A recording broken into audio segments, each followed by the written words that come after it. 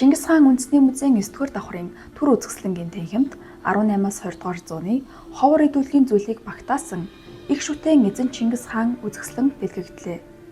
Их Монгол улсыг байгуулагч, Монголын эзэнт гүрнийг үндэслэгч, эзэн богд Чингис хааныг бурханчлан шүтэж, тусгаалan тахилсан үйлддэг байсан тухай өгүүлэх хангал тахилын эдэдлийн уран зураг болон судар бичгийг дэлгэн урд өмнө нь олонний хүртэл болж байгаагүй ховор үзмөрүүд үзэгчдийн хүртэл болж буйтвал үзэгч та бүхнийг хүрэлцэн ирэхийг урьж байна.